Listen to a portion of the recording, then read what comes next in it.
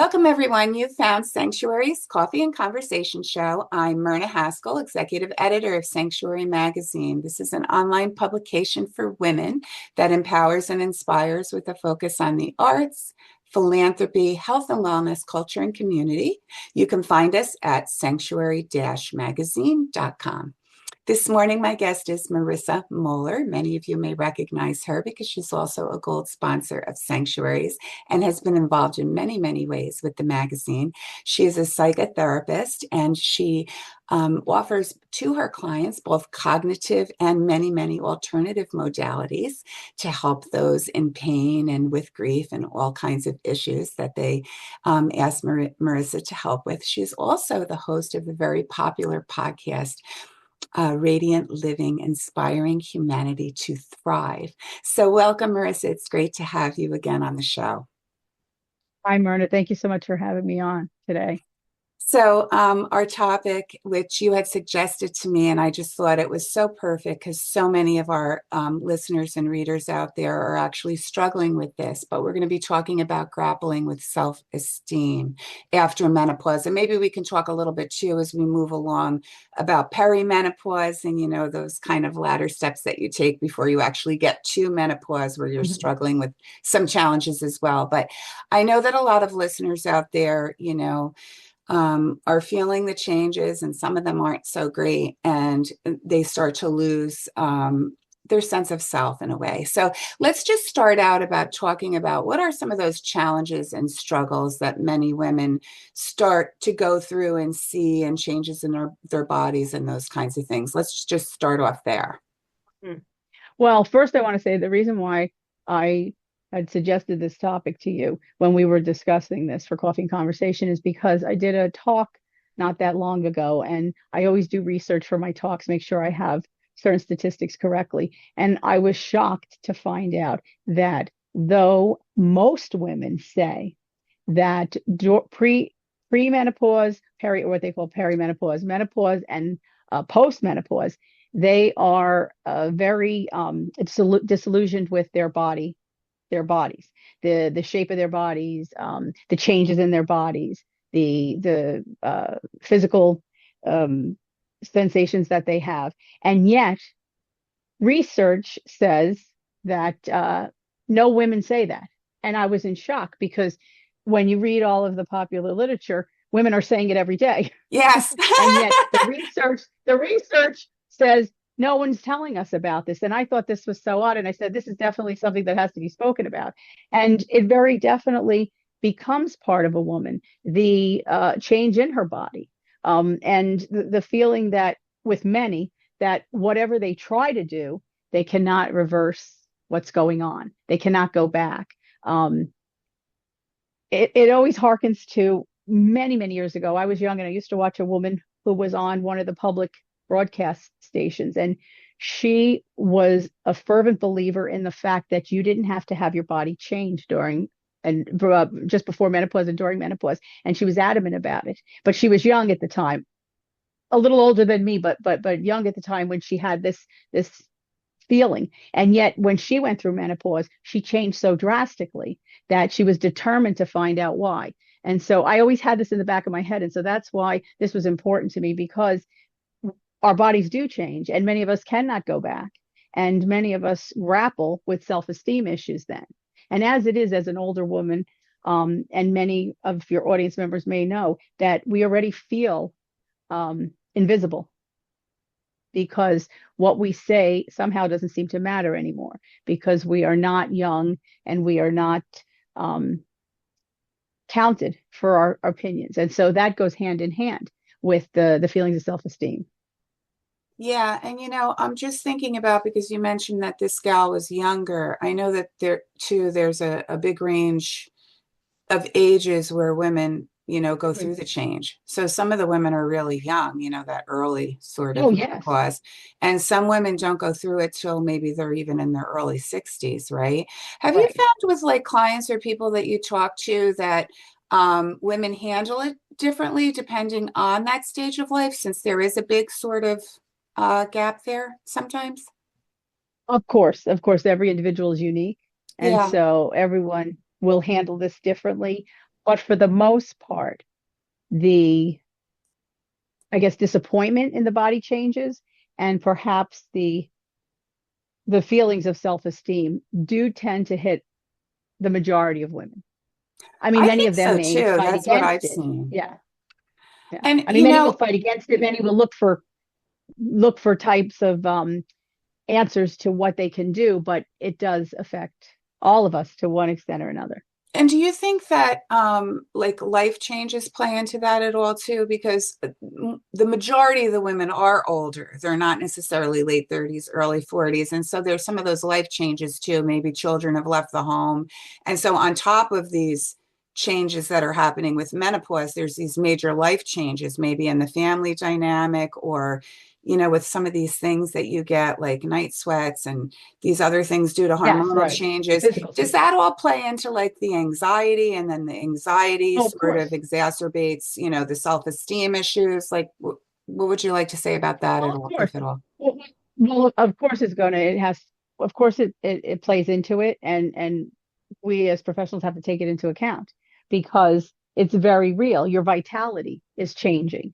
So, for example, even though teenagers in puberty have extremes of hormonal challenges, imbalances, spikes, they're coming into the world. Their hormones are making them vibrant and vital and strong, and feelings of invincibility. And we, on the other hand, as we're going through the menopause years, we are waning in our strength sometimes and our vitality. And so that also plays into it. And of course, the physical symptoms. I mean, very many women are having physical symptoms, and the physical symptoms are different, and they're different for different women. They're varied. There are many that, we know some of the standards, for example, like the night sweats or the panic attacks, but there are so many. And of course, your medical doctor, your gynecologist can discuss this, and they often do, and they talk about hormone replacement therapy, and many women try alternative techniques, but those physical symptoms will affect women. I mean, how could it not? If you can't sleep all night long, how are you going to look vibrant the next day, right? When you're exhausted. Right. And that doesn't just happen one night, right? It happens many nights. Yeah, good point. Good point. I'm so glad you brought up the puberty thing, because I did want to just mention, like, have you seen, or do you feel, or have you worked with clients that, because you mentioned it might be more when the puberty changes are happening, there's, because they're so young, there's also energy that goes with that and a vitality, but there is some fear lots of times with some preteens too about body changes and things. And obviously, women also experience fear about what's happening to their body as they age. Do you see any similarities at all there with the anxiety fear factor that comes into this, besides just specifically hormonal changes? Well, of course, anxiety can hit anyone at any age, right? So naturally, if you're a teenager and you're dealing with changes in your hormones and you're dealing with things that are going on both in and out of the household, and you can indeed suffer anxiety, just as someone in premenopause or peri, or postmenopause can have anxiety. So in that respect, anxiety can hit anybody at any age. But I think that for the young, the feelings of invincibility and the feelings that they have their whole life ahead of them, and the feelings that time um, almost stands still, that they have forever, because it just comes with the maturity level, and it comes with the time frame of their life. And it's different for women, well, even men, men that are aging as well, but women primarily, because there could be such high spikes in hormones. You're dealing with a time issue too. I mean, we all hear everyone say how time is moving so quickly. Yes, it's only because we're more cognizant of the time moving quickly at the age that we're at when we're looking at that. And I'm glad you brought up time, Marissa, because, like, in my particular case, I started the perimenopausal part of it in my early 40s, but didn't actually go into actual menopause till years and years later. So, with puberty, it's not lasting 10, 15 years. Whereas with some women, these Right. changes start and continue and last for a really long time. So that has to be, Yes. it's more of a marathon, right? In that case. Yes. Yes. And some have surgically induced menopause and they still have symptoms after the surgical procedure. They still have symptoms, and some of them have symptoms into their 70s and Yeah, 80s, that's some great. women, Yeah. and they're varied symptoms. Yes. So that has to play into self-esteem too, though. That really Of course. long lasting, like, when am I going to be through this? When can I see the light at the end of the tunnel where things kind of settle down, right? Yeah, sure, because people are hoping that it's going to go away. You know, when will this be over? And often it's not over for many women. It drags on for a very long time. Yeah. So that puts added pressure on those that are going through that. Well, since you're the expert here, I was hoping we could talk a little bit about coping mechanisms now because we realize how serious this is.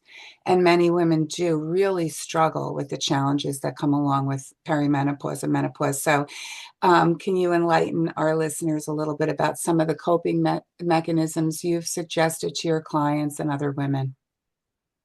Well, the first thing I tell everyone is that anything that you do should be done in micro steps because you can't bombard yourself with doing everything all at once. So micro steps are very important. Naturally, trying to get better sleep or quality sleep, Oh, good. discussing it with your medical doctor, eating healthy, exercising, those things contribute to a better outlook on your menopausal years, but also getting involved with groups because oftentimes we feel that no one understands what we're going through, especially those Right. in the household with us. So you want to be around those of a like mind, those that perhaps really know how you're feeling. And then you want support.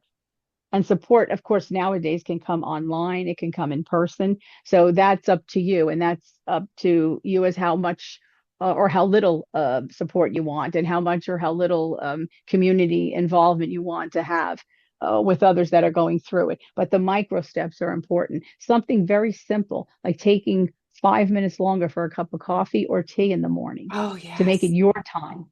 So those self-care kinds of Because, things too, and yes, mindfulness yes. things. Yes.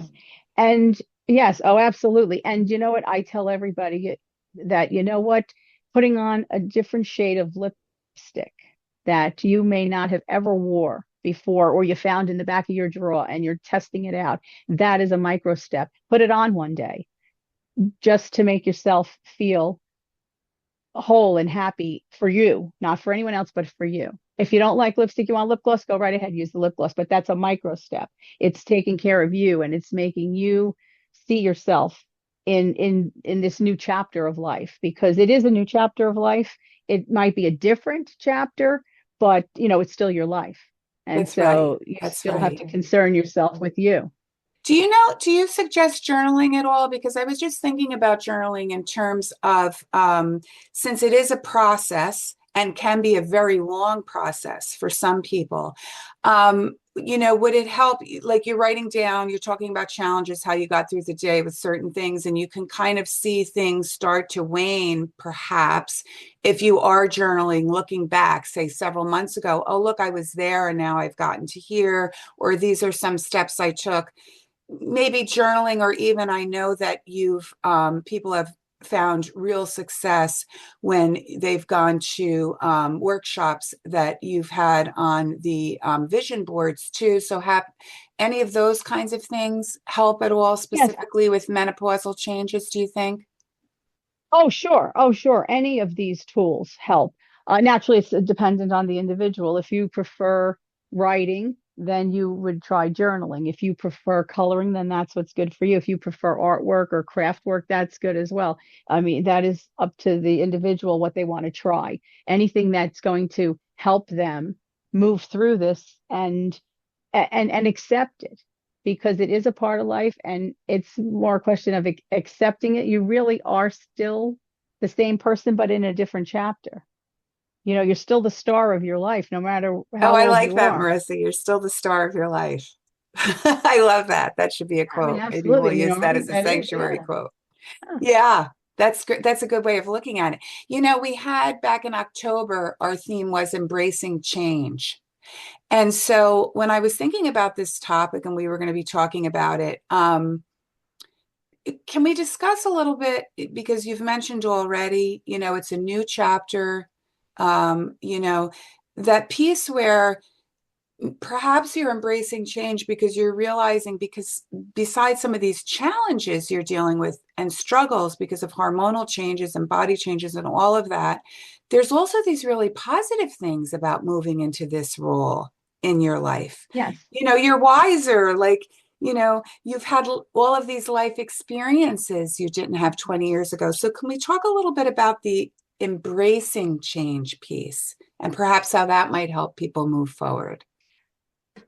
Well, of course, we have to embrace change because it's happening to us. So, um, and we want to look for the positives. That's probably the most important thing, looking for the positive. Many women are happy that the cycle has stopped, that they don't have to deal with that. Not everybody, but many of them are. That's for them, it's considered a positive change that's going on. Um, Many feel the freedom that they don't have to worry about the hormonal swings that they might have had during their cycle. Because often during menses, many people, so many women suffer. So they notice that there's a change. Yes, you have different types of hormonal things going on with your body, but you don't have those that you had before. And some of them embrace that as a positive, that they're out of that phase and they're going into another phase. Really, it's all in how you look at things. Um, Yeah.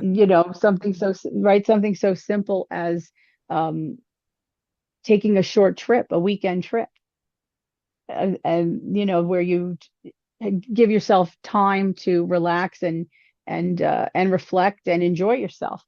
Yes.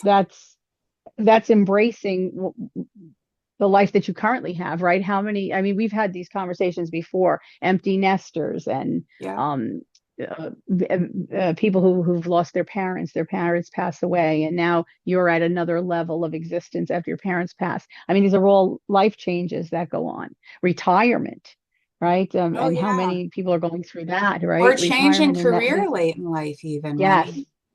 yes. And how many have had that happen to them? Right. Um, Especially when it's really not necessarily something that they believed was going to happen, but it did happen for whatever reason, with what their career was and how things changed, politically, economically. And so they were forced to make a change. So embracing all of that is important. It really is. It's important. And it's important to view it as just a change. It's just a change. It's not any reflection on what you may have done or not done. I think a lot of times people internalize um, the struggle. They internalize struggle, especially many women who suffer all of the symptoms. Um, I harken back to that woman that I was talking about who was I believe she was a Pilates instructor, when the one who was on the PBS station, and she believed that it couldn't happen to anyone, it shouldn't happen to anyone, that you could fight it, it wouldn't happen to her, and it did happen to her, and so you Yeah. have to Because, change. There's no denying it. And so then how do you look at that? Do you look at it as a curse, or do you look at it as a blessing? Is this a blessing that you're moving into uh, another type of daily living, another phase in your life? so a lot of it too is, positive mindset. And then also mindfulness. Like I heard you say, take that extra 5 minutes with your coffee or Mhm. tea, right? Where you're just reflecting and thinking about yourself and where you are that particular day and, what you hope to accomplish and all of that without rushing into the next task. Right. So many of us Right. are It's rushing true. from point A to point B, and we don't give ourselves that time. The weekend you mentioned, that self-care Yes. time. Self-care isn't necessarily, right, just taking a bath or something like that. It's also No. taking time for self, right? No Right. matter Even how you even a do it. walk.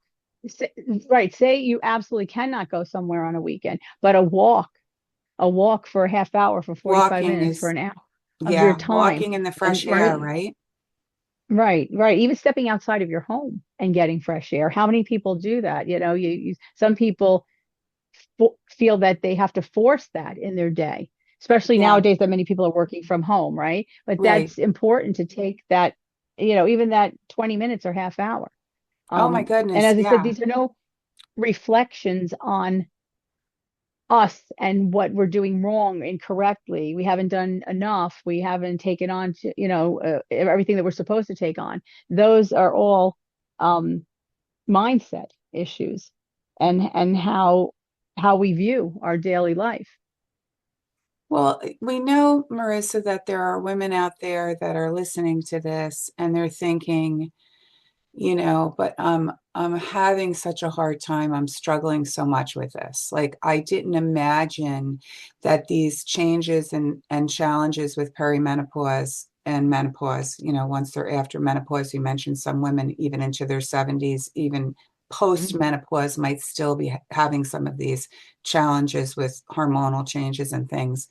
What kind of message do you want to send, as we close out this portion of our talk to those women who are either fearful or because they're just about to go into it, or they've been struggling for many, many years and they're just exhausted with it all? I mean, do you have Well, anything? the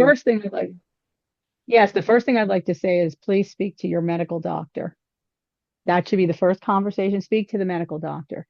You don't have to take all of his or her advice, but you should listen and then do your own research.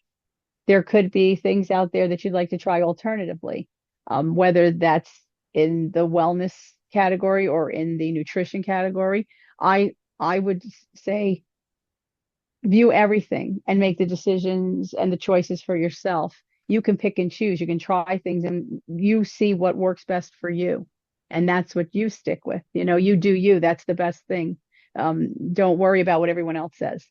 That's right. That's right. And because as you mentioned earlier in the conversation, it's different for everybody anyway, right? So Yes, absolutely. it's going to depend on what you're struggling with, what's going to Mhm. work for you, and what you feel comfortable with too, I guess, right? Right, Well, I want to absolutely. give you the opportunity, Marissa, to talk a little bit about your services, also your fabulous podcast. There's been many, many, many episodes now out there. Anything else that you'd like our listeners to know about you and your services, any new projects or anything that's on the horizon? Well, I work online with individuals and in person. And so it's easy to contact me through my website. But I am on a lot of social media. So a lot of people find me through a lot of different social media platforms, especially now since the podcast is on. And the podcast primarily speaks with people in the healing arts, in wellness and nutrition, and in the creative arts, expressive arts. So um, there's a wide audience. So a lot of people do contact me that way as well. Okay. And I work individual and I work in groups. I do workshops all over as well. I mean, I've traveled to numerous countries to do workshops, and I do them local, depending on what's going on in the time of year. So usually you can see that also. You just hear it on the podcast or calendar of events on my website. But now I have to say that I do work with other individuals, so there will be other individuals on the website as well, as I do have other people working with me. Yes, because you are owner of the Alternative Therapist Partnership. So, yes, you've worked with Right. many other healers along the way, correct? And Yes. you have some now that you're Yes. working with. Yes. Okay. Yes. Yes. I wanted to mention that because when I did your introduction, I forgot to mention that you're founder of that group. So, all right, Marissa. Well, thank you so much. I mean, I know that listeners will take away a lot from this. And I hope that whoever is listening, if you are really struggling, you take Marissa's advice, you talk to a professional about it, your medical doctor, a cognitive therapist, because cognitive therapy can really help with this as well, Marissa, too, right? To get the mindset Yes. and the Absolutely. strength to go through mentally with all of this, right? Yes. Absolutely. But don't be embarrassed to seek out groups. You can start with groups. I mean, apart from speaking to your medical doctor, seek out groups. You may find a lot of activities and a lot of events through those groups that you may want to try. So And it's that's good to really feel that you're important. not alone, as you mentioned before as well. That's right. That's Yeah. right. Well, thank you so much. It's always a pleasure to have you on the show, and it's always great to see you. Well, thank you so much for having me, Myrna. I so appreciate it. Have a wonderful holiday. Yes, you too. And we'll have folks out there Thanks. listening have a great holiday season. I'll close as I always do by wishing all of our listeners and our readers good health, happiness, and continued inspiration. Thank you so much for joining us today.